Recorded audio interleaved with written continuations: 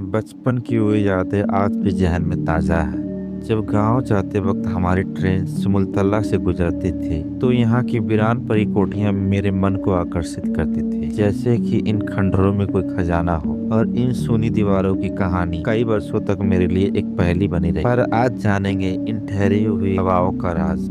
कहते हैं जब भारत में अंग्रेज रहने आए तो यहाँ की गर्मी ने उनके नाक में दम कर रखा था, इसलिए वो एक ऐसी जगह की तलाश में थे जहाँ वे यहाँ की गर्मी को बर्दाश्त कर सके। तभी उन्हें एक दिन सिमुलतला खजाने की तरह मिल गया। ये जगह उनके लिए किसी शिमला से कम नहीं था, और वक्त आते आते यहाँ इतने सारे रईस और जमींदार अफसर आके बस गए कि ये कोठियों का शहर बन गया। सिमुलतला के बारे में एक बार स्वामी विवेकानंद ने कहा था कि यहाँ की हवाओं में इंसान को स्वस्थ करने की ताकत है, यह किसी तपोभूमि से कम नहीं है। पर यहाँ की हवाओं का रुख 1952 तक आते आते पूरी तरह बदल गया। जो यहाँ बसने आए थे वो सब यहाँ से अब जाने लगे थे, क्योंकि कुछ उपद्रवी लोगों की मानसिकता और लालच ने यहाँ सब कुछ तबाह कर दिया, जिससे सिमुलतला फिर कभी पहले जैसा नहीं हो पाया। इन लोगों ने यहाँ रह रहे बंगाली बाबुओं की बहू बेटियों का अपहरण कर दुर्व्यवहार करने लगे। इनके घरों को लूट लिया गया।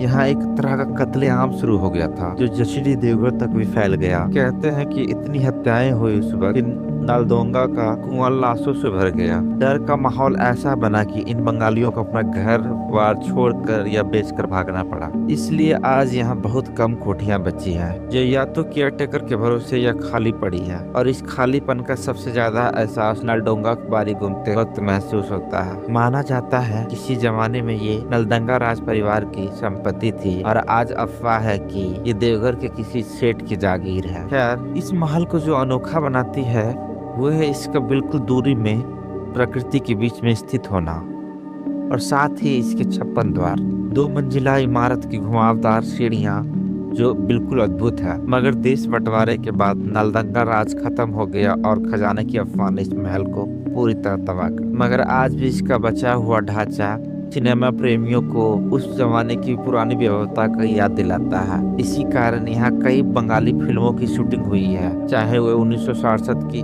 आशितो आशियो हो या हाल की दुर्गेश गणेश गुप्तोधन। इसके अलावा भी यहाँ जानी पहचानी हवेलियाँ हैं, चाहे वो आर.एन. मुखर्जी का विला हो या भूतिया हवेली दुलारी भवन, जो ना जाने किस घटना से भूतिया बन गया। यहाँ का शांत वातावरण आज भी एक अलग सा सुकून देता है, और ये खंडर हमें उस जमाने में ले जाती है। यहाँ आज मुश्किल से 100 कोठियाँ बची है, मगर वक्त के साथ वे भी कहीं खो रही है। हम इंसानों की लालच और महत्वाकांक्षाओं के कारण। बहुत जरूरी है कुछ करने की हम इंसानों को और उन सरकारों को इस शहर की खूबसूरत धरोहर को बचाने की, ताकि हम आज की पीढ़ी इसे कल की आने वाली नस्लों को ये धरोहर सौंप सके। नहीं तो इस वक्त के थपेड़ों में या मुजस्मा या तो सबर जाएगा, नहीं तो पूरी तरह वक्त के पहिए में पिसकर निपट जाएगा।